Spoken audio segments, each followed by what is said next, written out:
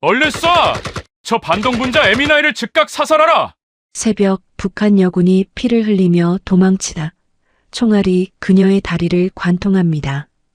그녀가 쓰러진 곳은 DMZ 최악의 지뢰밭. 압력 지뢰를 밟은 채 꼼짝도 못하는 상황. 소령님! 3구역에 이상 신호가 감지되었습니다! EOD 전문가가 망원경으로 확인하는데 저거! 사람이잖아! 지뢰이에! 남조선 동무, 내래 지뢰 밟았시오. 제발 살려주시라요. 다리에 상처를 입은 채 몇 시간을 버틴 그녀. 조금만 움직여도 즉시 폭발. 소령님! 안 됩니다! 지뢰밭입니다! 들어가면 죽습니다! 하지만 한국군 소령은 철책을 넘습니다. 북한 미모의 여성의 정체는 저는 인민군 군의관이었어요. 생체 실험을 거부했다고 반역자가 되었습니다. 그녀가 목숨 걸고 가져온 USB. 북한의 충격적인 비밀이 담겨 있었습니다. 간첩이 아닐 수도 있습니다! 북으로 송환되면 즉시 공개 처형당할 겁니다! 저희가 지켜줘야 합니다! 왜 절 구하신 거예요? 지뢰를 밟은 여성을 적군이라고 그냥 둘 수 없었어요. 적이어야 할 두 사람 사이에 싹 트는 위험한 감정. 평양이과대학 수석 박연화의 충격적 정체. DMZ 철책선에서 시작된 운명적 만남. 지금 그들의 숨막히는 감동적인 이야기가 펼쳐집니다. 바로 시작하겠습니다. 2025년 5월 강원도 철원 DMZ 남방안개선 인근. 새벽 안개가 철책선을 따라 낮게 깔려 있었어요. 태호는 묵직한 방호복을 입고 철책선 순찰 임무를 수행하고 있었죠. EOD 전문가로서 그는 매일 죽음과 마주했지만 이미 익숙해진 일상이었어요. 정소령님, 3구역에서 이상 신호 감지됐습니다. 무전기에서 들려오는 부하의 목소리에 태호는 걸음을 멈췄어요. 그의 눈빛이 날카롭게 변했죠. 10년간 이 일을 해오면서 배운 것이 있다면 작은 이상 신호도 절대 무시해서는 안 된다는 것이었어요. 태호는 천천히 3구역으로 이동했어요. 발걸음 하나하나가 조심스러웠죠. DMZ는 세계에서 가장 많은 지뢰가 묻혀 있는 곳이었으니까요. 그의 아버지도 30년 전 이곳에서 지뢰를 밟아 다리를 잃었어요. 그때부터 태호의 삶은 지뢰와의 싸움이었죠. 어린 시절 태호는 의족을 끼고 걷는 아버지를 보며 자랐어요. 아버지는 늘 말했죠. 태호야, 이 땅에서 지뢰가 사라지는 날까지 누군가는 이 일을 해야 한다. 그 누군가가 자신이 될 줄은 그때는 몰랐어요. 하지만 육군사관학교에 입학한 순간부터 태호는 자신의 운명을 알았죠. EOD 교육을 최우수 성적으로 마치고 최전방으로 자원했어요. 모두가 기피하는 곳이었지만 그에게는 반드시 와야 할 곳이었죠. 3구역에 도착한 태호는 탐지기를 꺼냈어요. 삑, 삑. 규칙적인 신호음이 울렸죠. 그런데 뭔가 이상했어요. 일반적인 지뢰 신호와는 달랐죠. 태호는 무릎을 꿇고 조심스럽게 흙을 걷어냈어요. 이건 태호의 눈이 크게 떠졌어요. 북한제 대인 지뢰였지만 뭔가 달랐죠. 지뢰 옆에 작은 금속 상자가 묻혀 있었어요. 태호는 신중하게 상자를 꺼냈죠. 안에는 USB가 들어 있었어요. 그 순간 철책선 너머에서 총성이 울렸어요. 타다다다. 북측 도발입니다. 전 병력 경계 태세. 무전기에서 긴급 명령이 떨어졌어요. 태호는 재빨리 USB를 주머니에 넣고 은폐물 뒤로 몸을 숨겼죠. 하지만 총성은 남쪽을 향한 것이 아니었어요. 북측 내부에서 들려오는 소리였죠.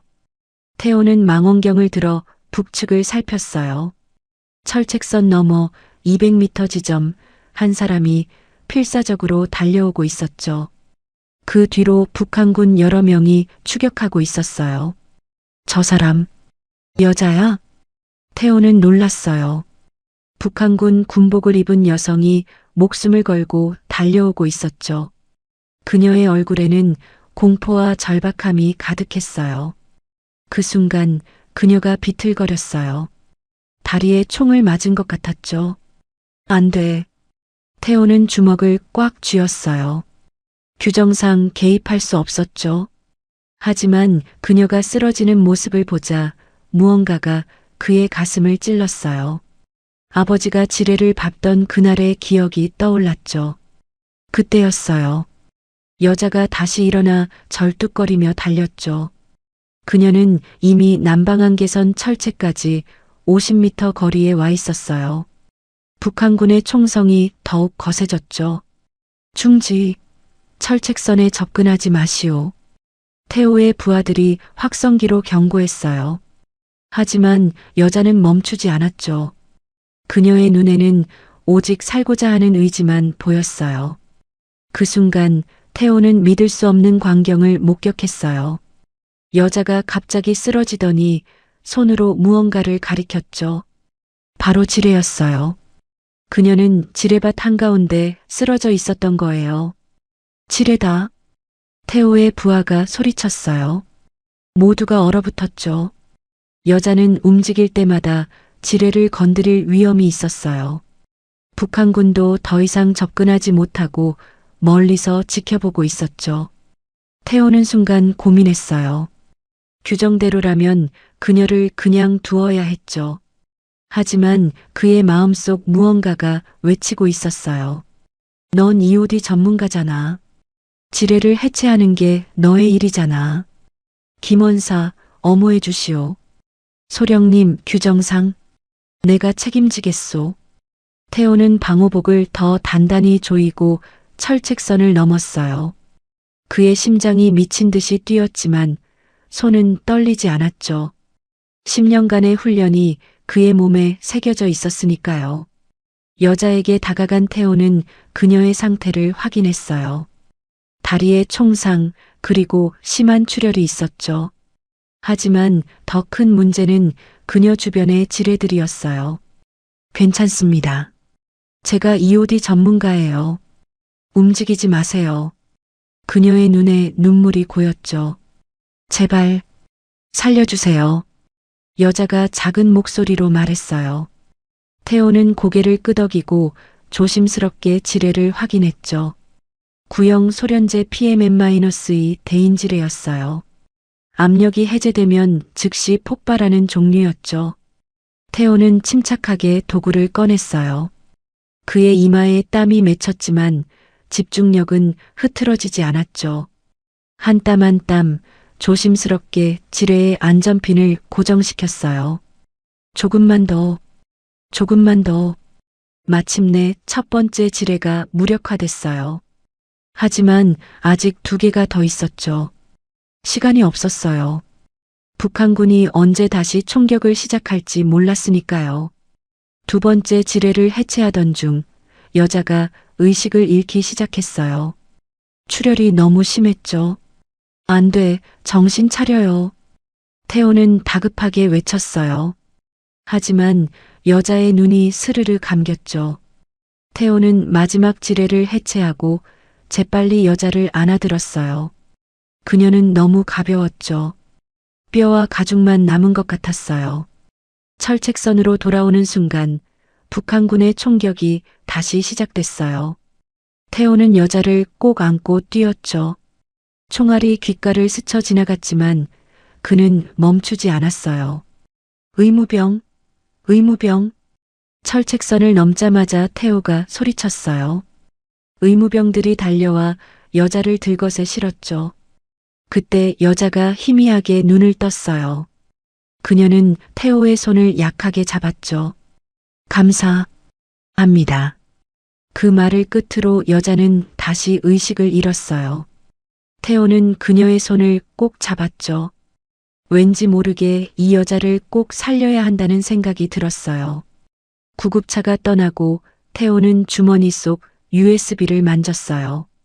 이것과 저 여자 분명 연관이 있을 거예요. 하지만 지금은 그녀가 살아나기만을 바랄 뿐이었죠. 소령님, 상부에서 호출입니다. 김원사가 다가왔어요. 태호는 알고 있었죠. 규정을 어긴 대가를 치러야 한다는 것을요. 하지만 후회는 없었어요. 생명을 구하는 것, 그것이 진짜 군인의 임무라고 믿었으니까요. 사령부로 가는 길, 태호는 하늘을 올려다봤어요. 구름 한 점 없는 맑은 하늘이었죠. 마치 폭풍 전의 고요함 같았어요. 그는 직감했어요. 오늘 일어난 일이 그의 인생을 완전히 바꿔놓을 거라는 것을요. 그리고 그 직감은 맞았어요. USB 속 내용과 그 여자의 정체가 밝혀지는 순간 태호의 삶은 전혀 다른 방향으로 흘러가게 될 테니까요. 멀리서 들려오는 구급차 사이렌 소리가 DMZ의 정적을 깨뜨렸어요. 태호는 그 소리를 들으며 걸음을 재촉했죠. 마음 한구석에서 작은 목소리가 들려왔어요. 그녀는 살아날 거야. 반드시 살아날 거야. 철원의 봄바람이 차갑게 불어왔지만 태호의 가슴은 뜨겁게 타오르고 있었어요. 그것이 무엇 때문인지는 아직 알 수 없었지만요. 국군 수도병원 중환자실. 태호는 복도를 서성이며 시계를 확인했어요. 벌써 6시간째였죠. 그 여자가 수술실에 들어간 지 6시간이 지났지만 아직 아무 소식이 없었어요. 정소령님, 여기서 뭐 하십니까? 뒤에서 들려온 목소리에 태호가 돌아봤어요. 국정원의 이상민 과장이었죠. 그의 얼굴은 차가웠고 눈빛은 날카로웠어요. 환자 상태가 궁금해서요. 소령님이 궁금해할 일이 아닙니다. 그 여자는 이제 우리가 맡을 겁니다. 상민의 목소리에는 경고가 담겨 있었어요. 하지만 태호는 물러서지 않았죠. 제가 구한 사람입니다. 상태 정도는 알 권리가 있지 않습니까? 규정 위반으로 구한 사람이죠. 상부에서 이미 징계를 검토 중입니다. 그 순간 수술실 문이 열렸어요. 의사가 피곤한 얼굴로 나왔죠. 태호와 상민이 동시에 다가갔어요. 수술은 성공적이었습니다. 총상은 다행히 주요 장기를 피해갔어요. 하지만 의사가 잠시 말을 멈췄어요. 그의 표정이 어두워졌죠. 환자가 심각한 영양실조 상태예요. 그리고 온몸에 고문 흔적이 있습니다. 최소 몇 달은 이런 상태였던 것 같아요. 태호의 주먹이 꽉 쥐어졌어요. 대체 무슨 일을 겪은 걸까요? 상민도 놀란 표정이었지만 금세 무표정으로 돌아왔죠. 언제 의식이 돌아옵니까? 빠르면 내일, 늦어도 이틀 안에는 깨어날 겁니다. 의사가 떠난 후 상민이 태호를 쳐다봤어요. 소령님이 발견한 USB 아직 갖고 계시죠? 태호가 놀랐어요. 어떻게 알았을까요? 상민이 차갑게 웃었죠. DMZ에는 우리 눈과 귀가 많습니다. USB를 넘기십시오. 무슨 내용인지도 모르는데. 그래서 더 위험한 겁니다. 국가 안보 문제가 될 수 있어요. 태호는 고민했어요. 하지만 그 여자가 목숨을 걸고 가져온 것이었죠. 함부로 넘길 수 없었어요. 환자가 깨어나면 직접 물어보고 결정하겠습니다. 정소령? 상민의 목소리가 높아졌어요. 하지만 태호는 이미 돌아서고 있었죠. 다음 날 오후 태호는 다시 병원을 찾았어요. 놀랍게도 그 여자가 의식을 회복했다는 연락을 받았기 때문이었죠. 하지만 병실 앞에는 이미 국정원 요원들이 지키고 있었어요. 들어갈 수 없습니다. 저는 그녀를 구한 사람입니다. 상부 지시입니다. 그때 병실 안에서 여자의 비명소리가 들렸어요. 싫어요. 가지 마세요. 제발. 태호는 요원들을 밀치고 병실로 들어갔어요. 여자가 악몽을 꾸고 있었죠. 온몸이 땀으로 젖어 있었고 눈물이 볼을 타고 흘러내리고 있었어요. 괜찮아요. 여기는 안전해요. 태호가 조심스럽게 그녀의 손을 잡았어요. 여자가 눈을 떴죠. 초점 없던 눈동자가 서서히 태호에게 맞춰졌어요. 당신은 절 기억하시나요? DMZ에서 당신을 구한 사람입니다. 여자의 눈에 눈물이 다시 고였어요. 그녀가 태호의 손을 꽉 잡았죠. 정말 살아있는 건가요? 여기가 나만인가요? 네, 당신은 안전해요.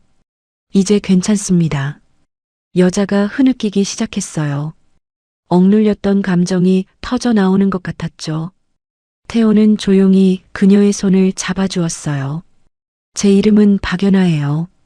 북한 인민군 군의관이었죠. 연아가 떨리는 목소리로 말했어요. 태호가 놀랐죠. 군의관이라니요? 왜 탈북을? 그들이 사람을 죽였어요. 연아의 목소리가 더욱 떨렸어요. 태호는 조용히 들어주었죠. 저는 평양이과대학을 졸업하고 군 병원에 배치됐어요. 거기서 끔찍한 일을 목격했죠. 정치범들을 상대로 생체 실험을 하고 있었어요. 태호의 얼굴이 굳어졌어요. 연아가 계속 말했죠. 거부했더니 저도 정치범이 되었어요. 하지만 도망쳤죠. 그리고 증거를 가지고 왔어요. USB에 네, 모든 증거가 들어있어요. 실험 기록, 사진, 동영상. 세상이 알아야 해요. 그때 병실 문이 벌컥 열렸어요. 상민과 요원들이 들어왔죠. 정소령, 나가십시오. 이 과장, 이 사람은 보호받아야 합니다. 그건 우리가 결정할 일입니다. 상민이 연아를 차갑게 내려다봤어요. 당신이 박연아 맞습니까? 북한에서 당신을 찾고 있더군요. 기밀 유출 혐의로요. 연아의 얼굴이 하얗게 질렸어요.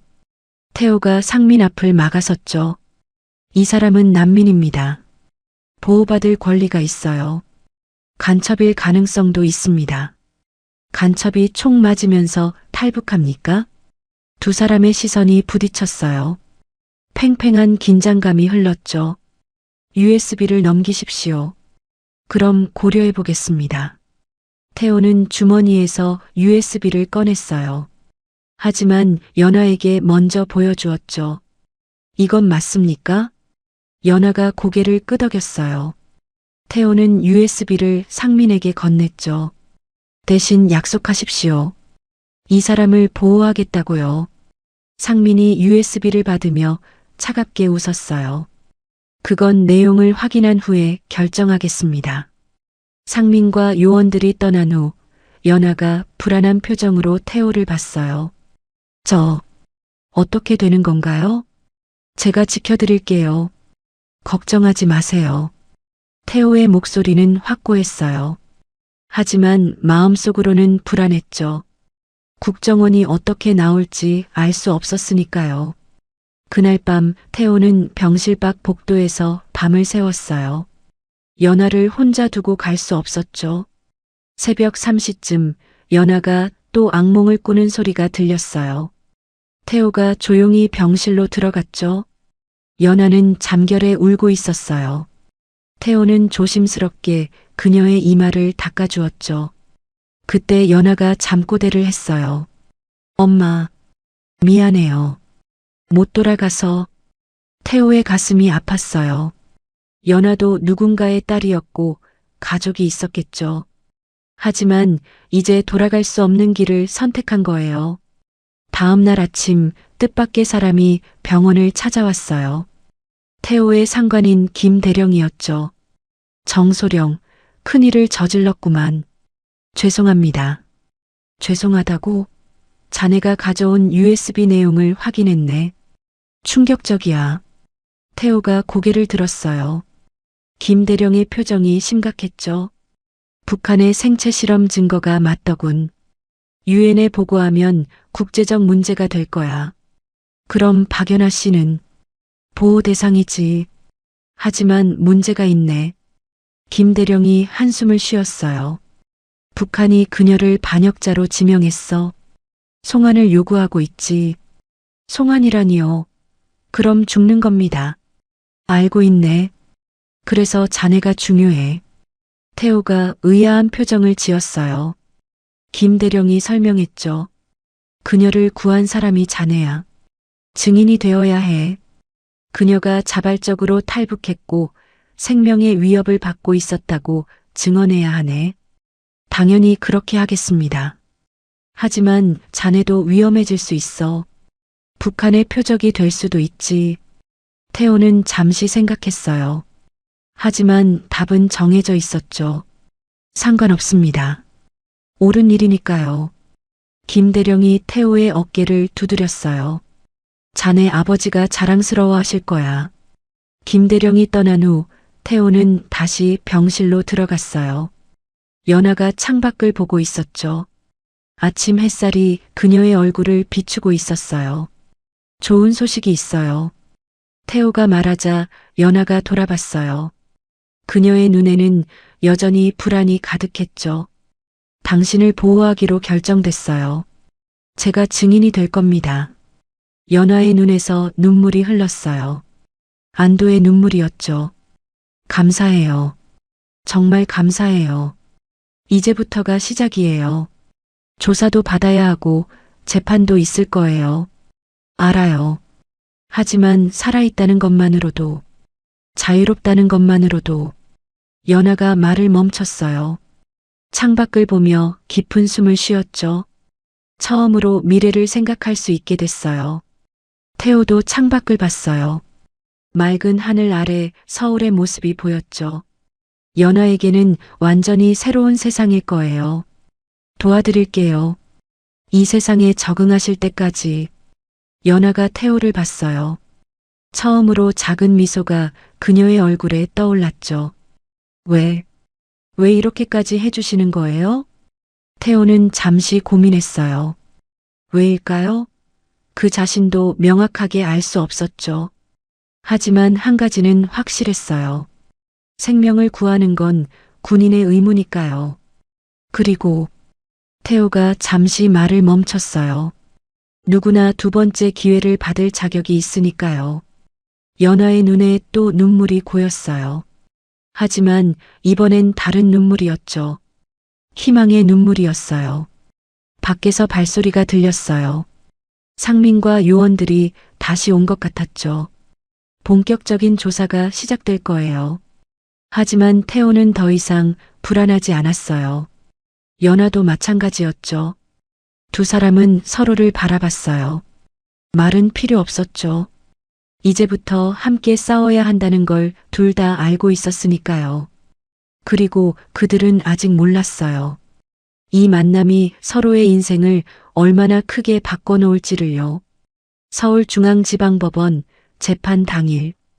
태호는 군복을 단정히 입고 법정 앞에 서 있었어요. 오늘은 연아의 난민지휘심사 재판이 있는 날이었죠. 그의 손에는 땀이 배어 있었지만 표정은 침착했어요. 정소령님, 준비되셨습니까? 연아의 변호사가 다가왔어요. 젊은 여성 변호사였는데 탈북자 인권 문제를 전문으로 다루는 사람이었죠. 네, 준비됐습니다. 오늘 증언이 매우 중요합니다.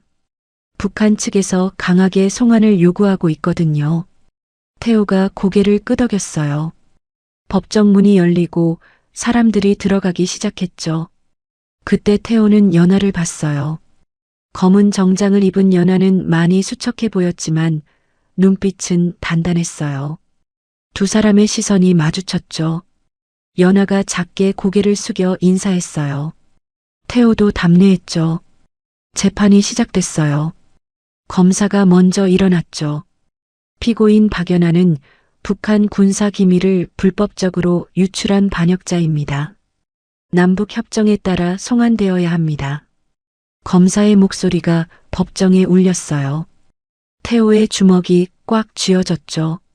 어떻게 사람의 생명을 그렇게 쉽게 말할 수 있을까요? 변호사가 일어났어요. 재판장님, 박연아 씨는 정치적 박해를 피해 탈북한 난민입니다. 송환은 곧 사형을 의미합니다. 증거가 있습니까? 재판장이 물었어요. 변호사가 USB의 내용을 제시했죠. 법정에 영상이 재생됐어요. 북한의 생체 실험 장면이었죠. 방청객들이 충격에 휩싸였어요. 이것이 박연아 씨가 목숨을 걸고 가져온 증거입니다.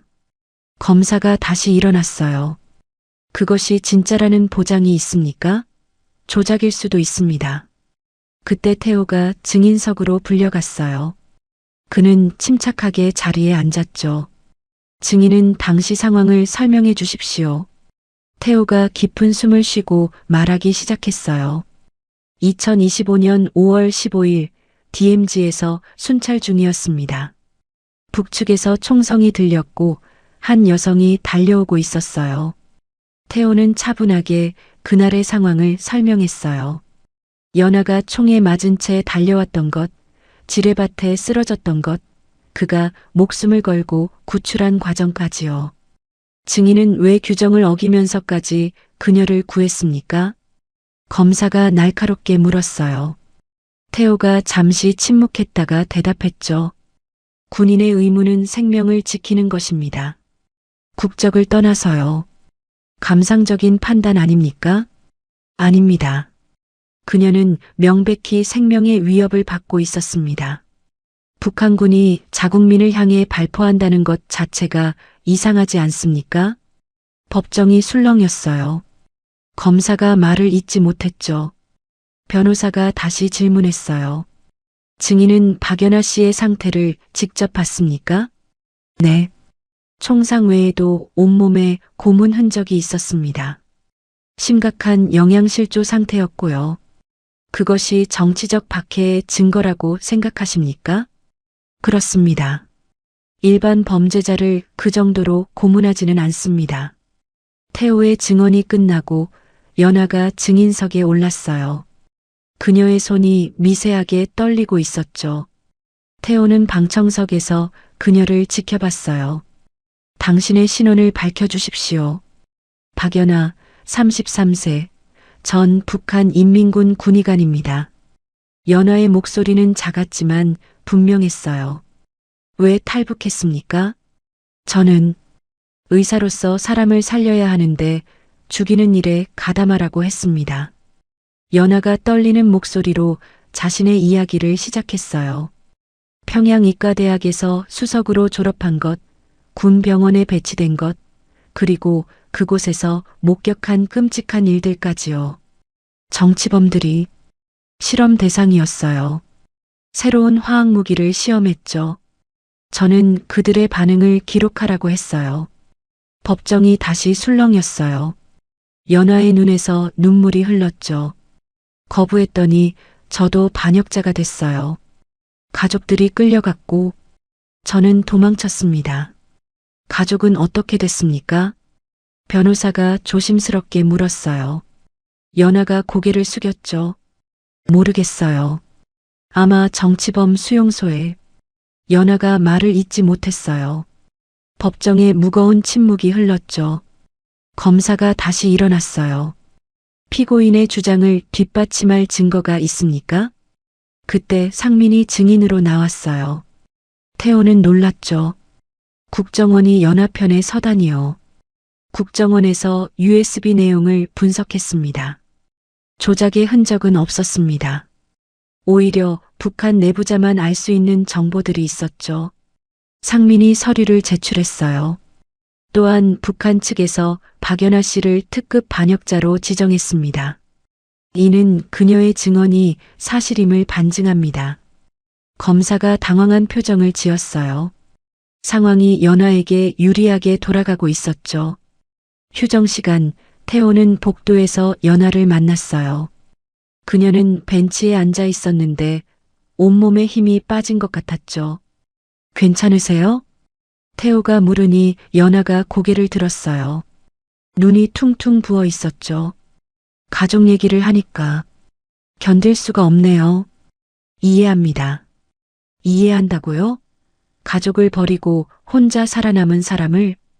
연아의 목소리에 자책이 가득했어요. 태호가 그녀 옆에 앉았죠. 살아남은 게 죄가 아니에요. 당신은 진실을 알리기 위해 목숨을 걸었잖아요. 그게 가족에게 무슨 도움이 되나요? 언젠가는 도움이 될 거예요. 진실은 반드시 밝혀지니까요. 연아가 태호를 봤어요. 그의 눈에는 진심이 담겨 있었죠. 재판이 다시 시작됐어요. 마지막 변론 시간이었죠. 변호사가 일어났어요. 재판장님, 박연아 씨는 인권과 진실을 위해 모든 것을 포기한 용감한 사람입니다. 대한민국이 그녀를 보호하지 않는다면 우리가 추구하는 정의란 무엇입니까? 검사도 마지막 주장을 했어요. 법은 감정이 아닌 규정에 따라야 합니다. 남북 관계를 고려해야 합니다. 재판장과 배심원들이 심의에 들어갔어요. 30분이 1시간처럼 느껴졌죠. 드디어 재판장이 돌아왔어요. 판결을 내리겠습니다. 법정에 긴장감이 흘렀어요. 연아는 눈을 감았고 태호는 숨을 멈췄죠. 박연아에 대한 난민 지위를 인정합니다. 대한민국은 정치적 박해를 받는 사람을 보호할 의무가 있습니다. 법정에 안도의 한숨이 흘렀어요. 연아가 눈을 떴죠. 믿을 수 없다는 표정이었어요. 또한 북한의 송환 요구는 기각합니다. 송환은 명백히 피고인의 생명을 위협하는 행위입니다. 연아가 무너지듯 의자에 주저앉았어요. 안도와 감사의 눈물이 쏟아졌죠. 변호사가 그녀를 안아주었어요. 태호도 가슴이 벅차올랐어요. 그가 구한 생명이 진정으로 구원받은 순간이었죠. 법정을 나오면서 상민이 태호에게 다가왔어요. 정소령, 잘하셨습니다. 과장님도 감사합니다. 증언해 주셔서. 상민이 잠시 망설이다가 말했어요. 사실 저도 이상 가족입니다. 할아버지가 북에 계시죠. 그래서 이해합니다. 태호가 놀랐어요. 차가워 보였던 상민에게도 아픔이 있었던 거예요. 밖으로 나오자 봄 햇살이 따뜻했어요. 연아가 하늘을 올려다봤죠. 자유로운 하늘이었어요. 이제 어떻게 하실 건가요? 태호가 물었어요. 연아가 그를 봤죠. 모르겠어요. 새로운 삶이라는 게 막막하네요. 천천히 생각하세요. 도와줄 사람들이 많이 있을 거예요. 연아가 작게 미소 지었어요. 정소령님은요? 이제 임무가 끝났으니. 태호가 잠시 말을 멈췄어요. 그 자신도 몰랐죠. 왜 아직도 연아가 걱정되는지를요. 필요하시면 언제든 연락하세요. 태호가 명함을 건넸어요. 연아가 받아들었죠. 정말 감사해요. 목숨을 구해주신 것도 여기까지 함께 해주신 것도 당연한 일을 했을 뿐이에요. 두 사람은 잠시 서로를 바라봤어요. 말로 표현할 수 없는 무언가가 그들 사이에 흐르고 있었죠. 그럼 조심히 가세요. 연아가 먼저 인사했어요. 태호도 고개를 숙였죠. 건강하세요. 연아가 돌아서서 걸어갔어요. 태호는 그녀의 뒷모습을 지켜봤죠. 왜인지 발걸음이 떨어지지 않았어요. 그때 연아가 돌아봤어요. 정소령님, 네. 다시 한번 정말 감사합니다. 당신이 아니었다면. 연아가 말을 잇지 못했어요. 태호가 웃으며 손을 흔들었죠. 봄바람이 불어왔어요. 벚꽃잎이 흩날렸죠. 새로운 시작을 알리는 바람이었어요. 태호는 부대로 돌아가야 했고 연아는 새로운 삶을 시작해야 했어요. 하지만 두 사람 모두 알고 있었죠. 이것이 끝이 아니라는 것을요. 그들의 인연은 이제 막 시작됐을 뿐이었으니까요. 재판이 끝난 지 6개월 후 서울 종로구의 작은 병원. 연아는 흰 가운을 입고 진료실에 앉아 있었어요. 탈북민 지원센터에서 운영하는 무료 진료소에서 봉사를 시작한 지 한 달째였죠. 남한 의사 면허 시험을 준비하면서 이곳에서 경험을 쌓고 있었어요. 박 선생님, 다음 환자분 들어오셔도 됩니까? 간호사가 물었어요. 연아가 고개를 끄덕이자 한 노인이 절뚝거리며 들어왔죠. 연아의 얼굴이 굳어졌어요. 그 노인의 다리는 의족이었죠. 어디가 불편하셔서 오셨어요? 연아가 부드럽게 물었어요. 노인이 한숨을 쉬었죠. 의족 때문에 살이 쓸려서 30년 됐는데도 익숙해지질 않네. 30년이요? DMZ에서 지뢰 밟았지. 아들놈이 지금 거기서 지뢰 제거하고 있다니까. 참 아이러니해. 연하의 눈이 커졌어요. 설마, 혹시 아드님 성함이 정태호. EOD 소령하고 있어. 연하의 심장이 쿵 내려앉았어요. 태호의 아버지였던 거예요. 그녀는 떨리는 손으로 상처를 치료하기 시작했죠. 아드님을 아는 것 같은데요. 그래, 어떻게? 연하가 잠시 망설였어요. 그리고 조심스럽게 말했죠. 6개월 전에 저를 구해주신 분이에요. 노인의 눈이 반짝였어요. 그는 연하를 다시 봤죠. 당신이 그 북한 의사? 네. 노인이 갑자기 연하의 손을 잡았어요. 고맙소. 우리 아들이 당신을 구한 후로 많이 달라졌어. 더 밝아졌다고 할까? 연하가 놀랐어요. 태호가 달라졌다고요? 저 때문에 징계를 받으셨다고 들었는데. 징계? 아니야. 오히려 표창을 받았어. 인도주의적 행동이었다고. 노인이 웃으며 말했어요. 근데 요즘 아들놈이 자꾸 서울 나온다더군. 누구 만나는 것 같은데. 연하의 볼이 살짝 붉어졌어요. 사실 태호와 몇 번 만난 적이 있었죠. 그가 남한 적응을 도와주겠다며 찾아왔었어요. 치료가 끝나고 노인이 일어났어요. 박 선생, 우리 아들 잘 부탁해. 네. 아니야, 그냥 하는 소리야. 노인이 의미심장하게 웃으며 나갔어요. 연하는 얼굴이 더 빨개졌죠. 그날 저녁 연하는 한강변을 걷고 있었어요. 석양이 아름답게 물들고 있었죠. 그때 익숙한 목소리가 들렸어요. 박 선생님? 태호였어요. 군복이 아닌 사복을 입은 그의 모습이 낯설면서도 편안해 보였죠. 정소령님, 여기 웬일이세요? 저도 산책 중이었어요. 혹시 저녁 드셨어요? 연하가 고개를 저었어요. 태호가 밝게 웃었죠. 그럼 같이 먹을까요?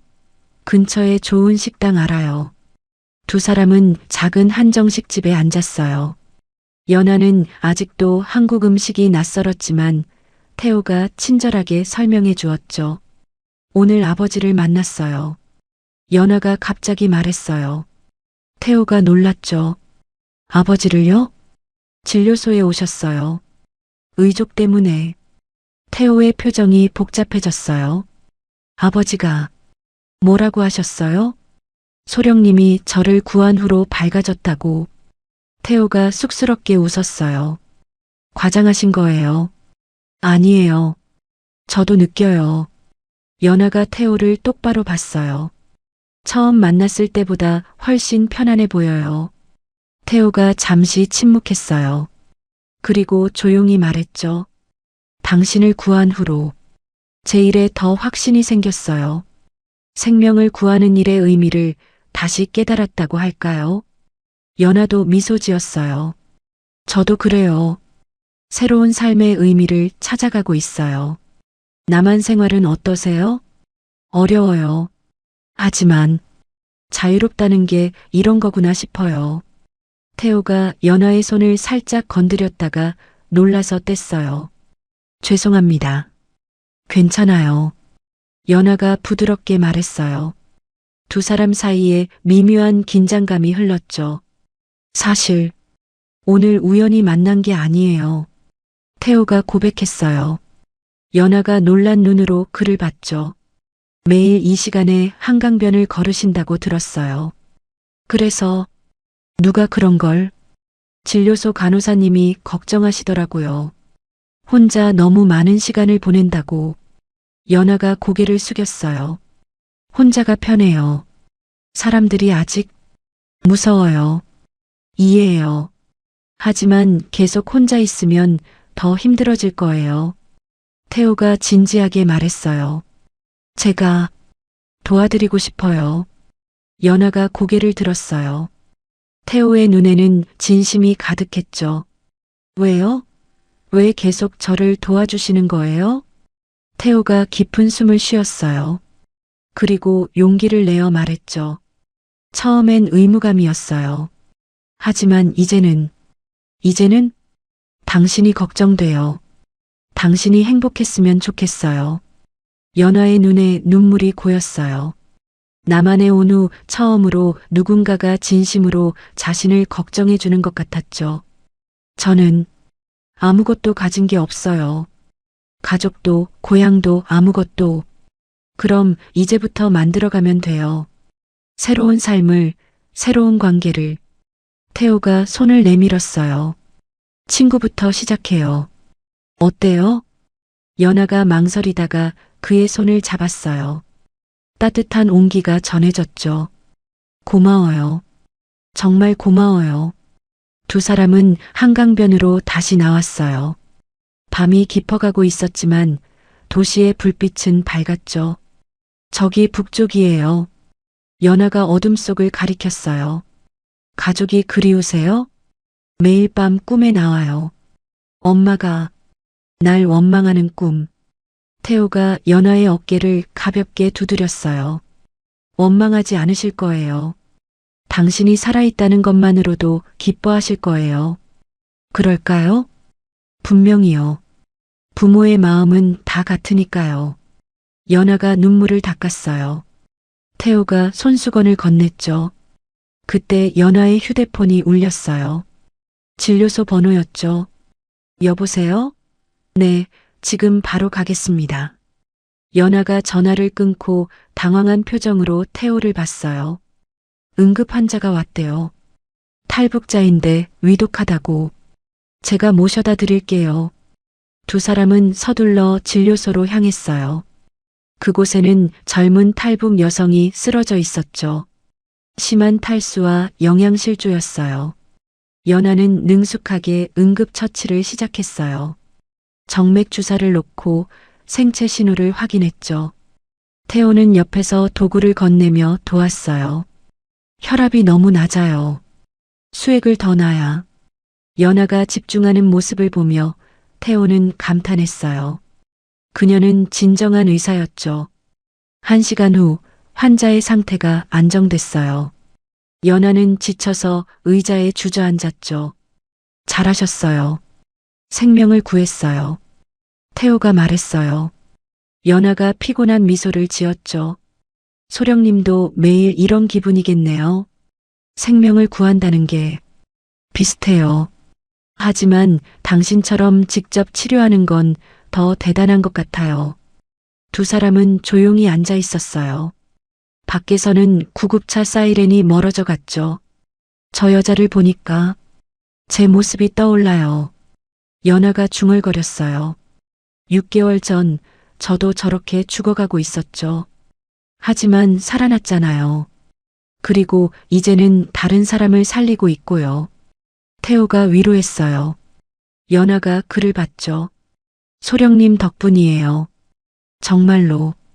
우리 이제 소령님 그만 부르면 안 될까요? 태호가 부탁했어요. 그럼 뭐라고? 그냥 태호라고 불러주세요. 연아가 수줍게 웃었어요. 태호 씨? 네, 연아 씨. 두 사람은 서로를 보며 웃었어요. 이름을 부르는 것만으로도 거리가 좁혀진 것 같았죠. 진료소를 나서며 태호가 말했어요. 내일도 시간 되세요? 내일은 의사 시험 공부를. 그럼 도와드릴게요. 저도 의학 용어 좀 알거든요. EOD 훈련 때 배웠어요. 연아가 놀랐어요. 정말요? 네. 부상자 응급처치도 우리 임무니까요. 그럼 내일 도서관에서 만날까요? 좋아요. 두 사람은 약속을 하고 헤어졌어요.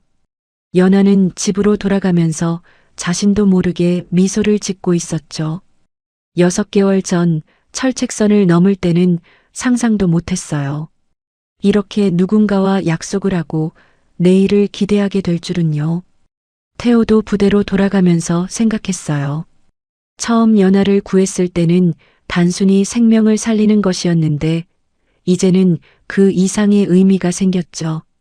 두 사람 모두 알고 있었어요. 서로의 마음에 특별한 감정이 자라나고 있다는 것을요. 하지만 아직은 조심스러웠죠. 연하는 아직 상처가 아물지 않았고 태호는 그녀를 다치게 하고 싶지 않았으니까요. 그래도 괜찮았어요.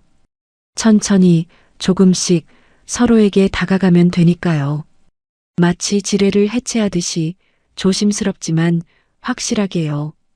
2년 후 2027년 가을 서울 강남의 한 종합병원. 연하는 떨리는 손으로 합격 통지서를 들고 있었어요.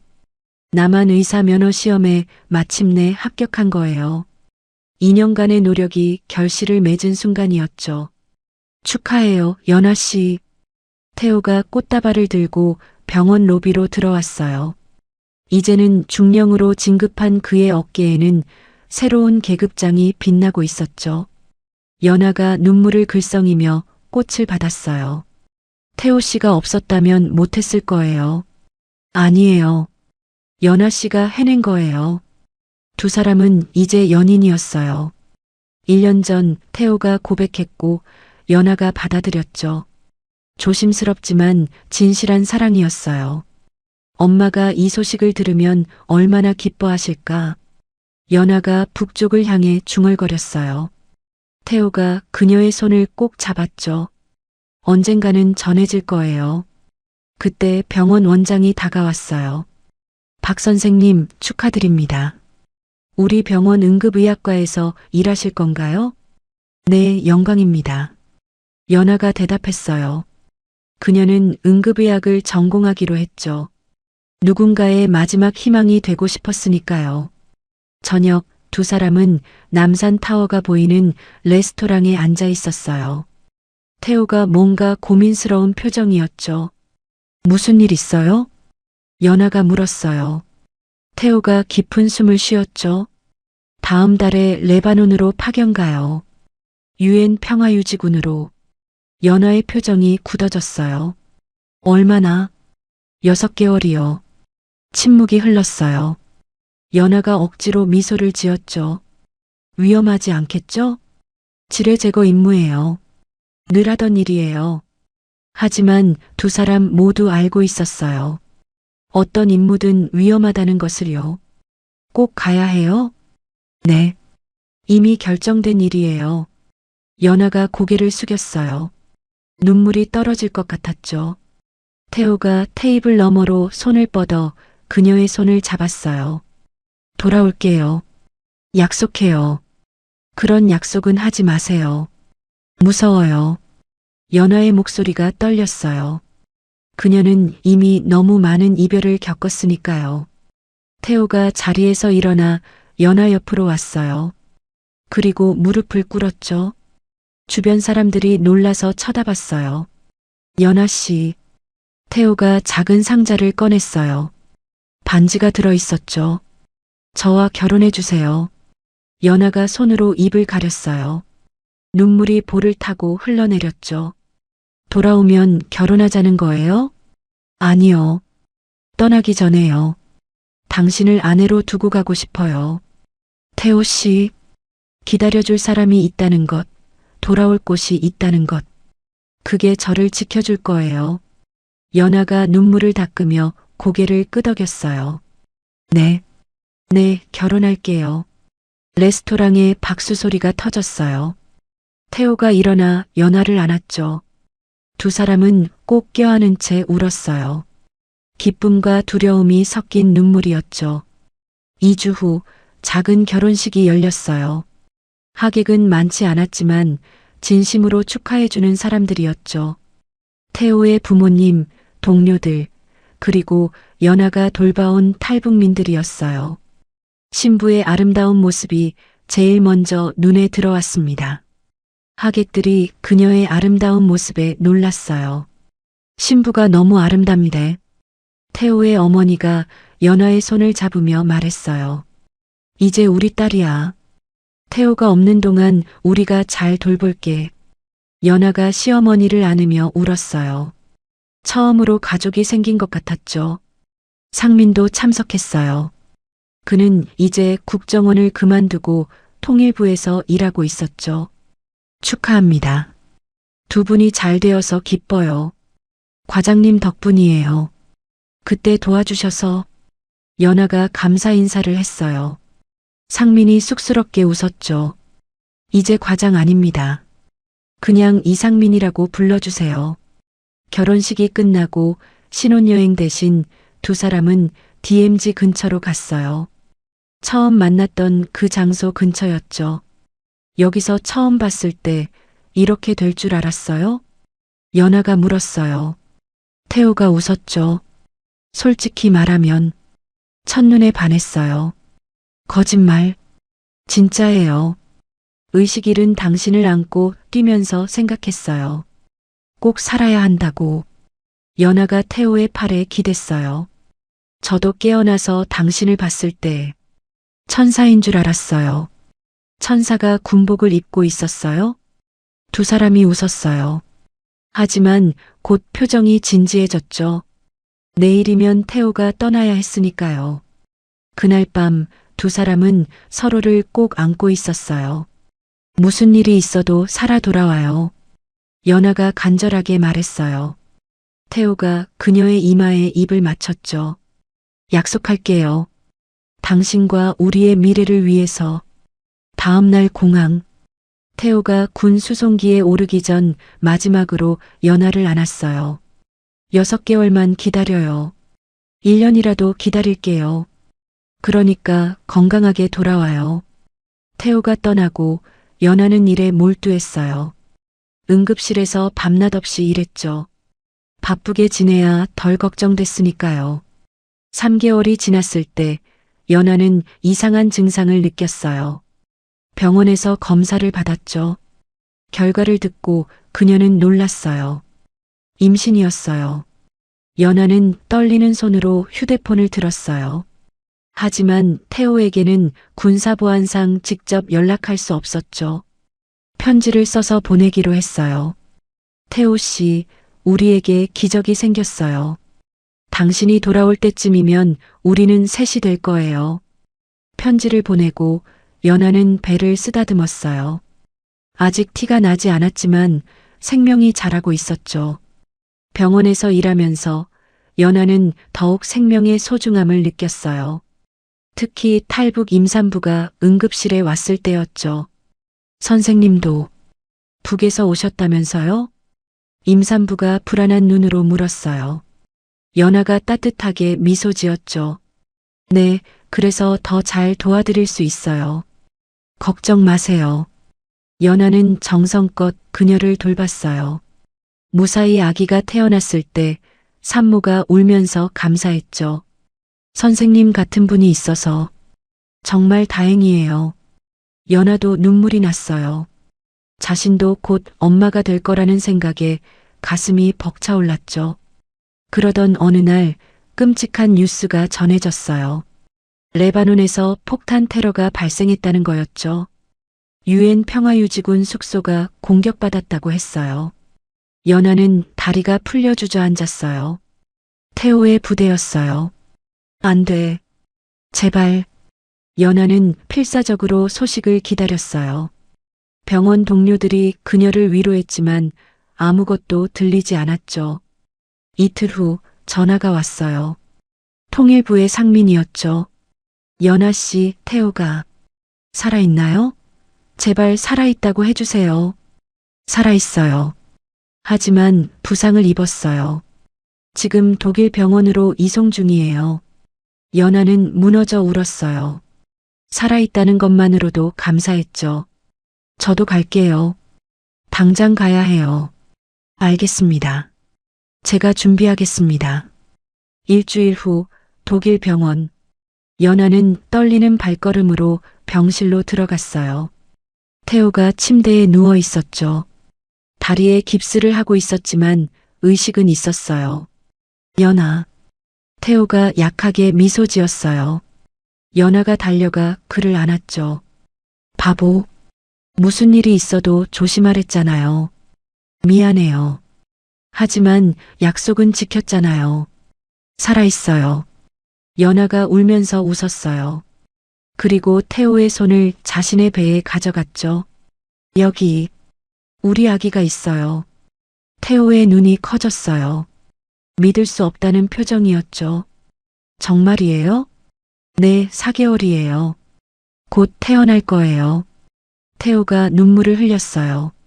기쁨의 눈물이었죠. 내가 아빠가 되는 거예요? 네, 당신은 멋진 아빠가 될 거예요. 두 사람은 서로를 꼭 안았어요. 병실 창밖으로 독일의 눈이 내리고 있었지만 그들의 마음은 봄처럼 따뜻했어요. 이름은 뭐로 할까요? 태호가 물었어요. 연아가 생각하다가 말했죠. 희망이는 어때요? 우리의 희망. 아인이도 좋아요. 사랑하는 아이라는 뜻으로.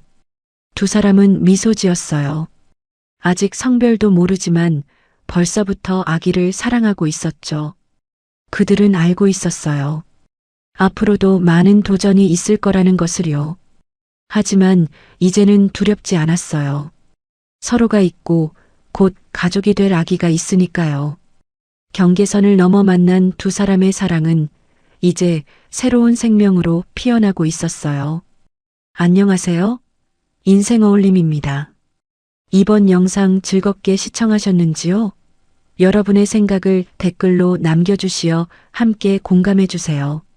구독과 좋아요는 무료입니다. 끝까지 시청해주셔서 감사드리며 더 좋은 영상으로 곧 다시 찾아뵙겠습니다. 인생 어울림 드림